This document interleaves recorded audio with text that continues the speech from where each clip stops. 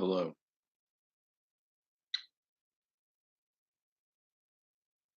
Okay, so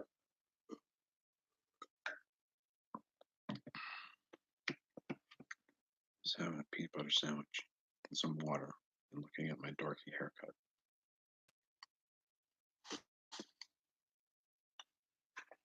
So what's up with you guys? Everybody out there okay? Yeah? It's been a little while since I made the video, so I figured I'd come on and blab a bit about some stuff. Well, um,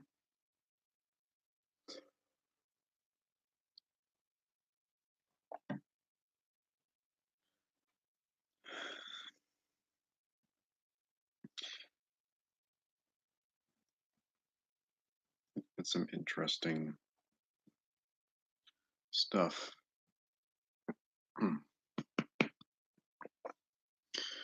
going on in the world. Um,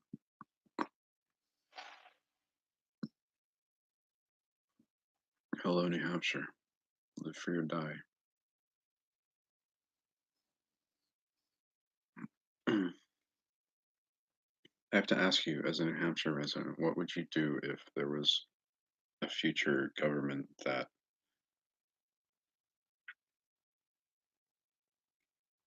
made it their mission to um, confiscate your guns and take away your Second Amendment rights? What would you do? Would you give them up? Like if say the federal government came and said, "Okay, no more guns,"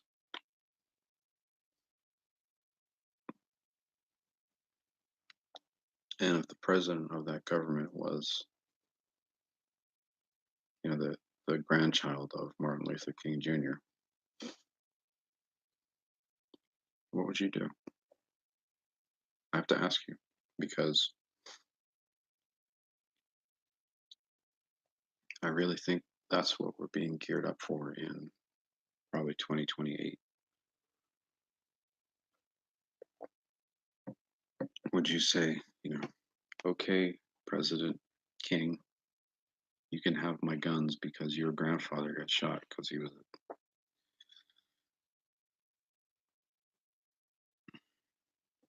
stirring up crap?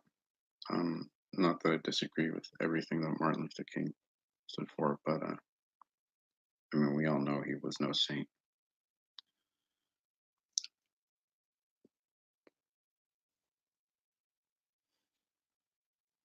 Mm, well, that's that's how you should look at it, because that's what it's for. That's what the Second Amendment's for. More than anything, really, it's for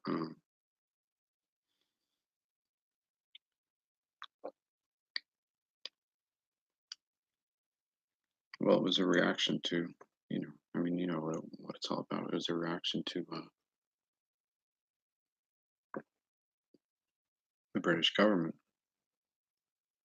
putting troops in people's homes and,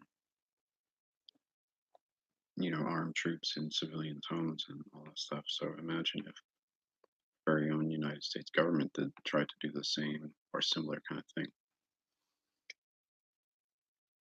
I think time is coming where we're going to have to be prepared for that, even more so than we have already. And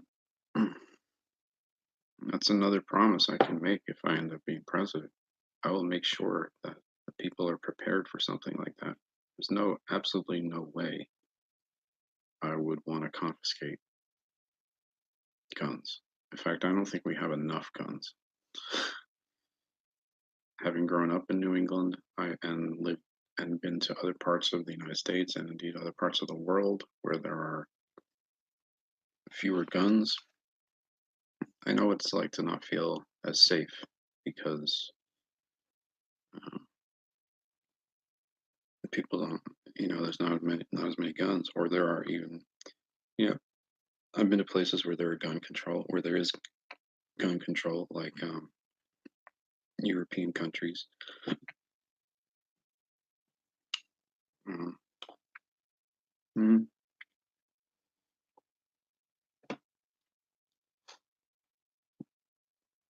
I can definitely understand that and not recognizing any government because I understand the nature of the DC corporation and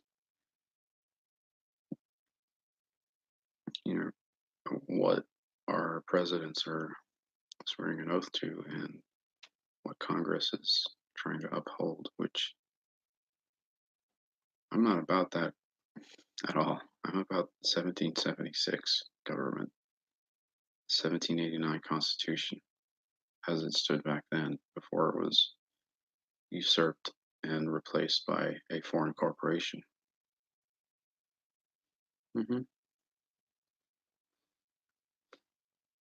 That's great for New Hampshire, but what about other parts of the country? Where people, we all know that New England is the most heavily armed section of the United States, and it's also the safest and most crime free. Except when you get out to places like Wyoming and stuff, there's not that many people out there, first of all, and we have the same rights in Wyoming as New England, but like, and nobody's trying to control guns out there, but like, what was I saying? I would like to see an administration that actually goes out of its way to prepare people for the inevitable, which is somewhere down the line, a government, our very own government, is going to want to confiscate guns.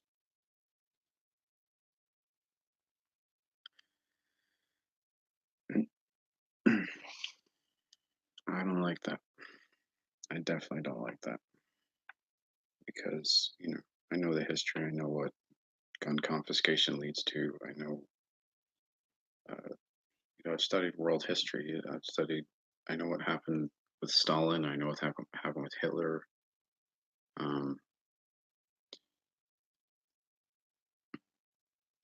any country that ever had genocide, one of the first things the governments did was to confiscate guns.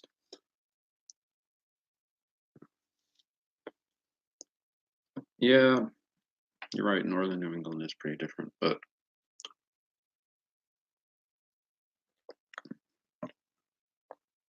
I understand that because I grew up on the North Shore of Boston for the most part. Um,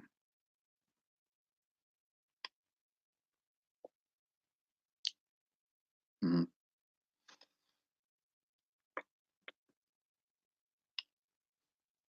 yeah,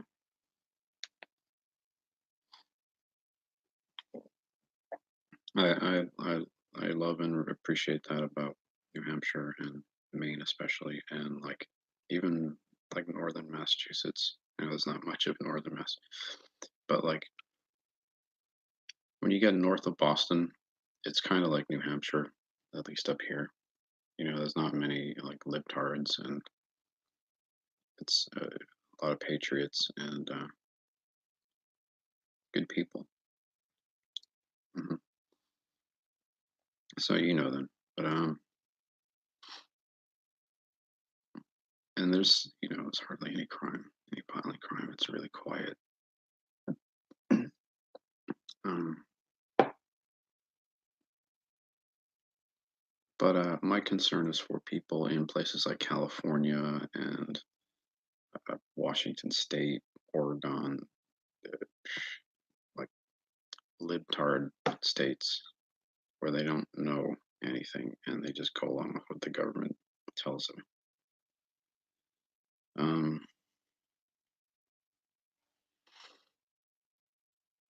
I'm concerned for those people and what might happen to them if the government at some point in the future does decide to try to confiscate firearms.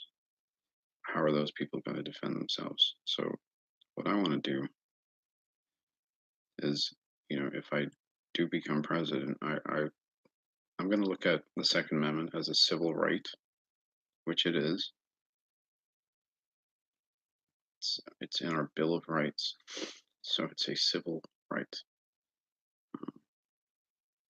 And I want to take some initiative, perhaps even through our school systems, to promote and make people aware of the necessity of upholding our civil rights, even when the government wants to take them away from us, and the reasons for doing that. I don't think our educational systems reinforce that enough. I didn't learn any of that from school. Yeah, you're right. It is on them, but like, and that's just, I mean, I got a place in Northern California. I'll tell you, people in Northern California are not having it. It's as you may know, Northern Californians have wanted to break away into another state, into and have a separate state from Southern California. It's that different. It's Northern California is a lot like New Hampshire. um, it's really different. It's like what Oregon used to be before Oregon got taken over by idiots. Um, so, but I mean, you don't want to see loss of life. You know what I mean? You don't want to see people, even if they're idiots, kind of end up in trouble because they can't protect themselves.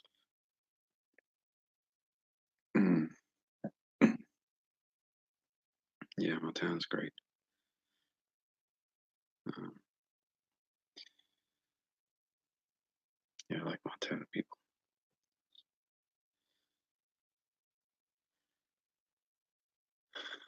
But I mean, what do you think we should do? What do you think the federal government should do in terms of making people more aware of the necessity for holding on to our civil rights, not giving them up for some fake promise of protection? We can protect ourselves. That's what it's there for. Um, what do we do? Don't we have a responsibility? Doesn't anyone who sets foot in uh, the federal government have a responsibility toward the people that way? I believe so, and I believe even as citizens we have a responsibility towards each other. What can we do to help get the facts out to people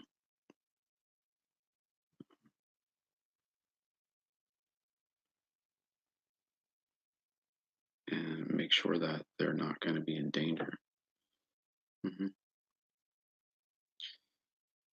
That's the best thing the federal government could do is, butt out, just stop meddling. But it's also, it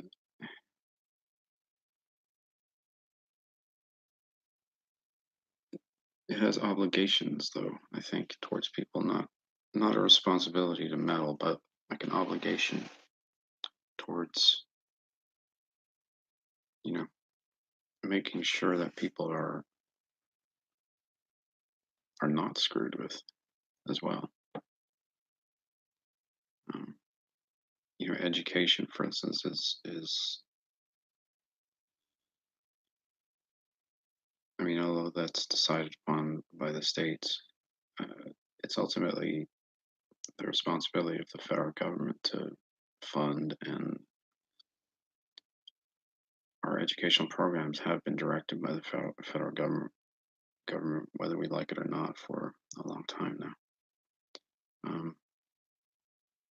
and not necessarily in a good way. What I'm thinking is maybe we can get rid of some of those departments that create a propagandist version of education and filter it down to the states, or alter the program somehow so that people actually get useful information in their educational systems. I'm I mean, I didn't go to school in California or Washington or Oregon, but I'm sure if you look at the educational systems of those states, it's problematic because it just seems like a lot of people coming out of those places are just mind, they're screwed in the head because they're not getting educated properly in the public school system. Um, Maybe we need to do something in terms of adjusting the program. Well, the thing is, they do teach, but it's not really teaching. It's misinformation. It's miseducation. You know, and we need to adjust the educational program, or just remove, at the very least, remove the propaganda element from it and teach the facts, because people just aren't getting the facts. They're getting indoctrination and misinformation. I think that's probably the biggest thing that's causing it. And of course, the media definitely doesn't help, and the celebrity culture. We need to de-emphasize the celebrity culture somehow. Yeah, I mean, I went to high school in the '90s. I went to public high school. I went to public middle school in Massachusetts, and I wasn't taught anything about like the reasons for having uh, the Bill of Rights and civil rights and First Amendment, the Second Amendment, etc. I wasn't. I mean, I understood because of family background, but I never received any education through the public school systems about those things. Some basic things, civics, some basic civics education, which has still stuck with me to this day. But we're just not, there's too much emphasis on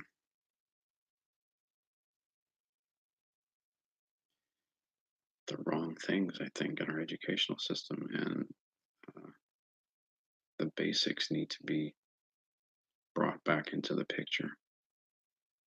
I mean, the World War II generation, for instance, a lot of those people never made it past eighth grade. That was all they needed. They had a great education up to eighth grade because they were taught, you know, the Constitution. They had God still in school.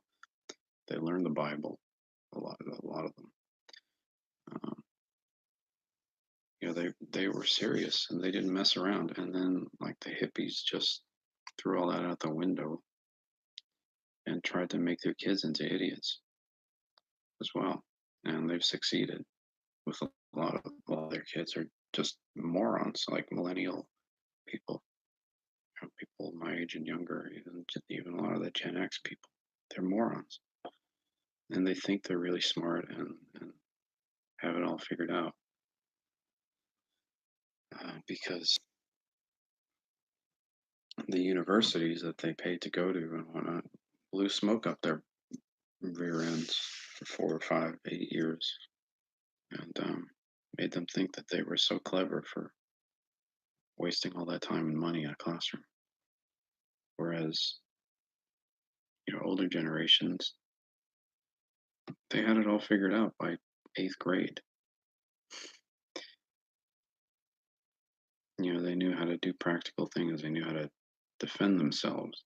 They knew how to speak. Um,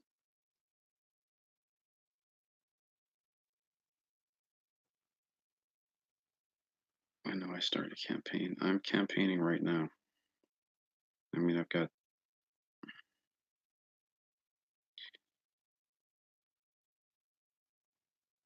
plenty of time still. And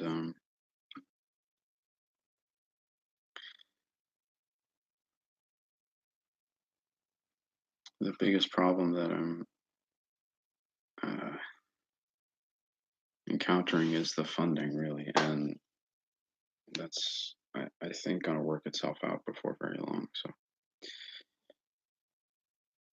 because I know there are a lot of people out there who are supportive of what I'm doing, and despite being like censored left, right, and center on the internet, I know that there's a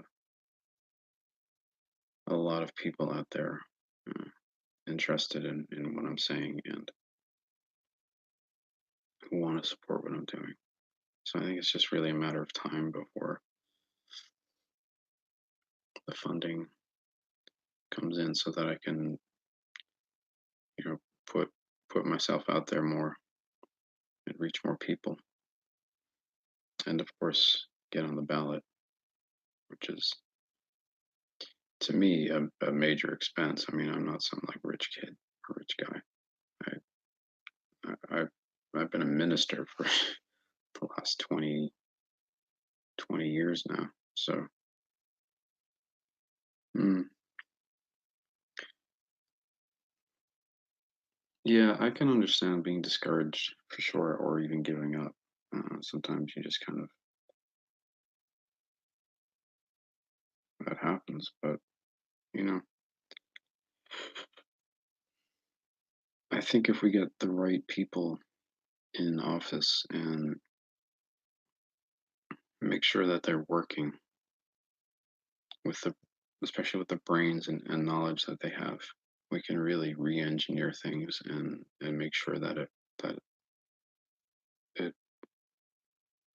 the systemic issues that prevent real progress from happening or that create a regressive way of doing things uh, can and will be done away with. And that's what I'm saying. Here I am, you know. I'm not some liberal idiot who wants to just throw away everything. There's plenty of stuff that's worth holding on to, worth keeping. And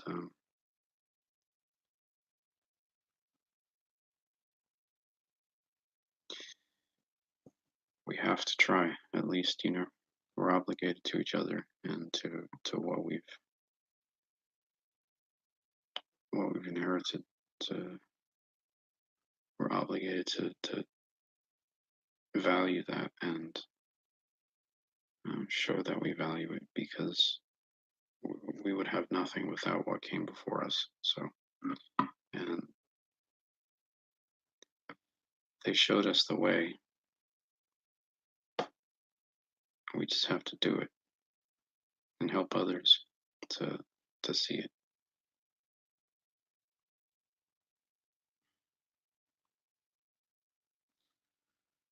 Hello, Eric. How are you? Yeah, critical thinking is rare for sure. Um,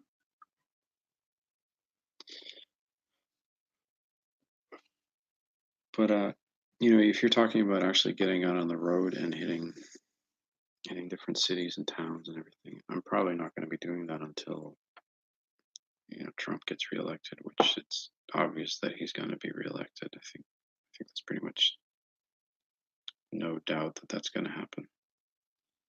Um, and I think he's going to win by a bigger margin this time because the corruption in the electoral process is being rooted out.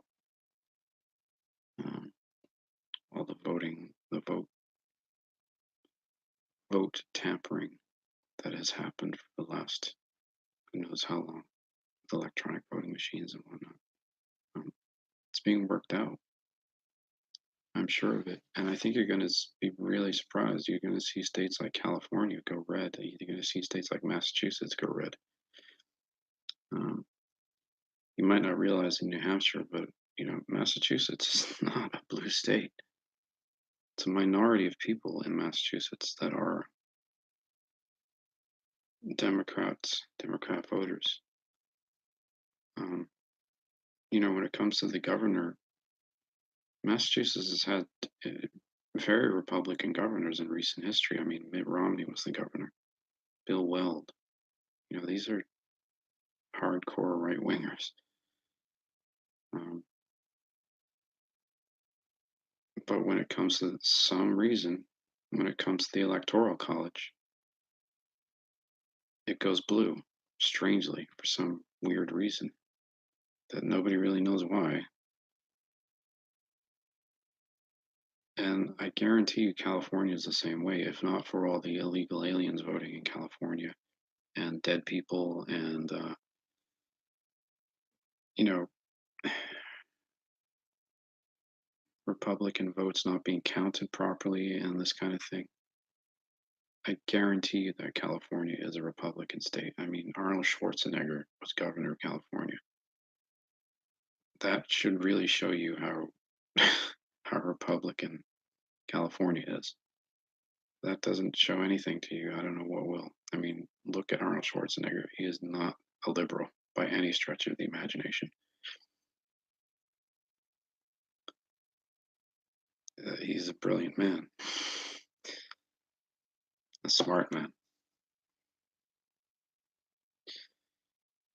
and he should be our president.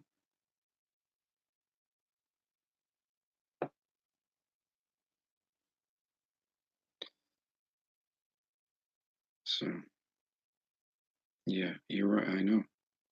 I'm. I grew up in Massachusetts. I'm from Massachusetts. It's very corrupt. Um,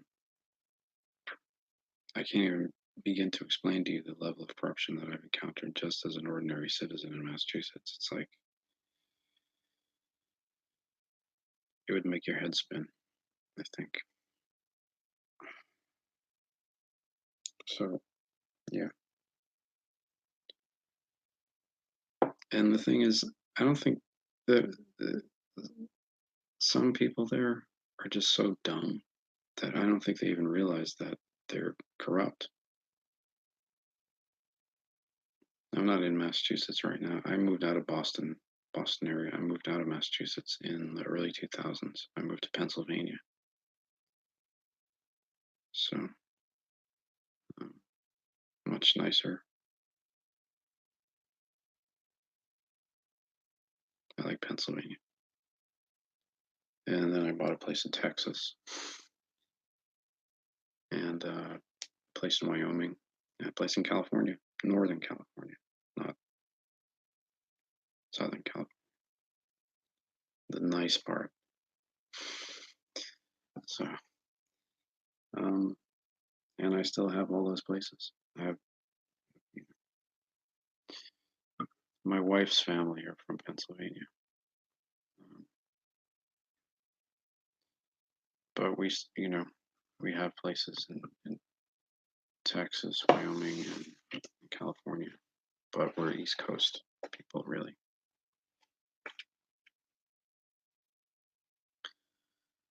Um, still, still very East Coast.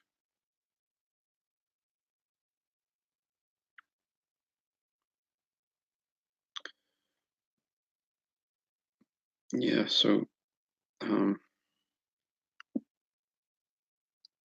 guys, I don't know. I mean, we gotta start rethinking how our educational system is failing a lot of people, and doing something about it. I think on a federal level, because I think that's where most of the problems are actually really originating with federal miseducation. We'll call it the Department of Education. We'll call it the Department of Miseducation. We want to make sure that people are actually getting proper education. They're learning how to do practical things, like fire a gun. Because you need to know how to do that in America today and for the foreseeable future.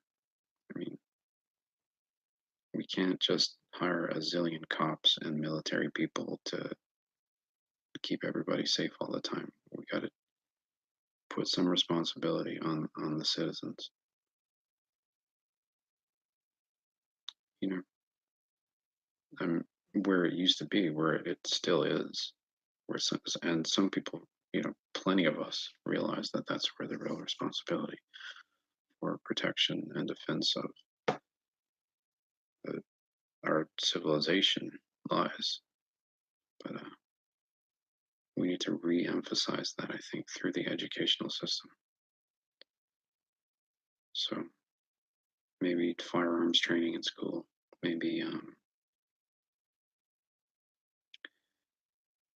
bring back things like home ec, learning how to bake bread and grow food and things like that, because learn how to build a house. Do kids even learn this stuff anymore in school? It wasn't emphasized even that much when I was in school back in the 80s and 90s, in grade school and middle and high school. It was like, an hour a week for that kind of stuff, but it should be there and a constant thing for everybody to learn how to do practical, sensible, basic things for themselves.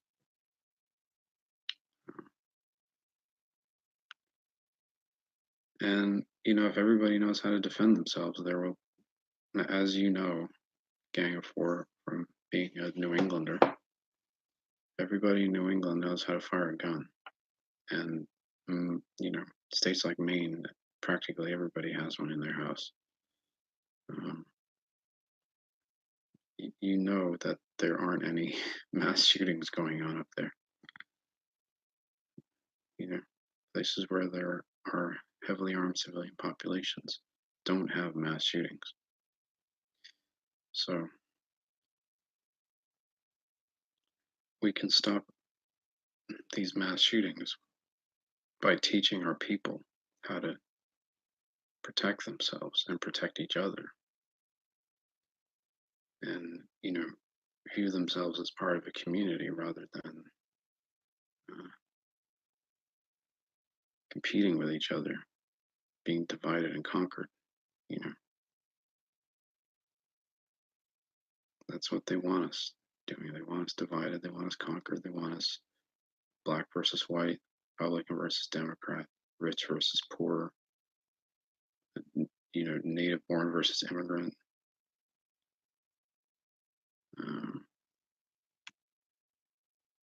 English versus Spanish speaking. We got to realize that it's not about that. None of that stuff matters. What matters is what's up here and how it gets down to here.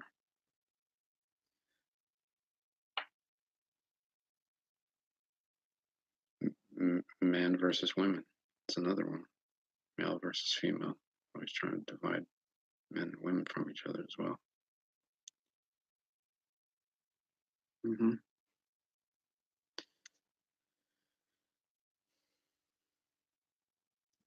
I first fired a rifle when I was, I think, 5.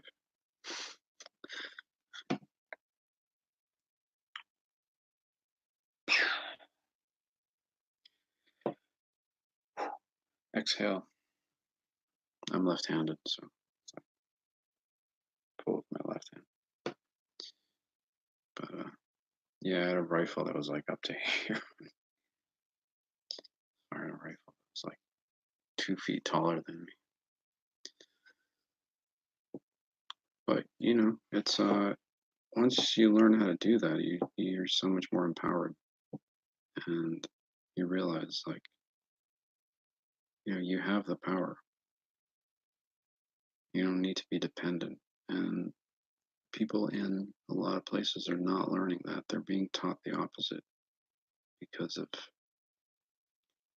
just bad people infiltrating the educational system and trying to indoctrinate. So let's turn the clock back, because it was better in some ways. People will say that it wasn't, but you know what? They're wrong. What would they know? Most of them wouldn't know.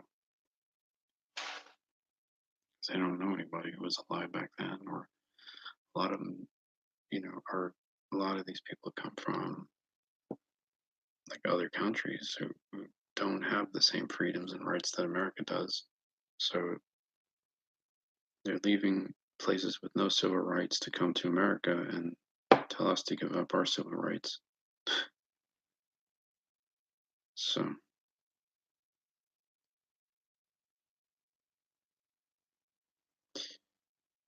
yeah, you're right. Very few people probably could. In a lot of places. Although, I don't know, man. You could have to like Texas and stuff. People know how to take care of business. Still, a lot of people do. A lot of people I met in Pennsylvania are pretty rugged. Even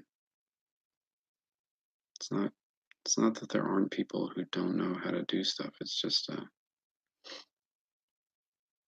there are a lot of people who don't as well. Um, and we need to fix that so that everybody knows how to take care of themselves properly. And if you don't want to learn, you don't pass school. Quite simple. You don't want to learn how to take care of basic things for yourself, and you don't pass school. You don't get to you don't get to pass school. You don't get to go to college. You don't get to do anything.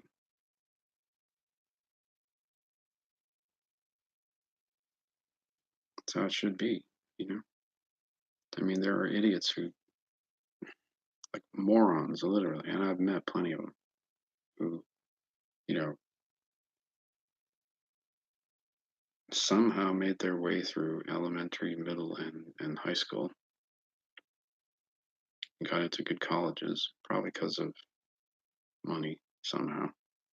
But we need to take the money out of that too. And, education is not about money, really. It's about education and learning. It doesn't have to be about what you can buy. And I don't know if some of these people are paying off teachers or or whatnot to get their way through high school. So some really dumb people who wouldn't know how to like sew a button back on their shirt or anything like that. Wouldn't know how to like hunt for food if they needed to. And some of these people got into Ivy League schools and ended up with doctorates and all manner of things. And they don't know how to tie their shoelaces.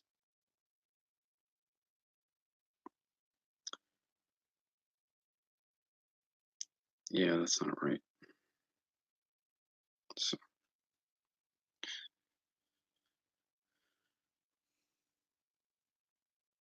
well, anyway, I just wanted to talk about that stuff, I guess, for a little bit. But maybe we can take some initiative to restructure the educational system a little bit. So certain things aren't being taught anymore. People aren't being misinformed or miseducated anymore. Yep, I'm gonna head off here too. So it was nice talking with you. This is Michael Macintosh. Talk to you guys later.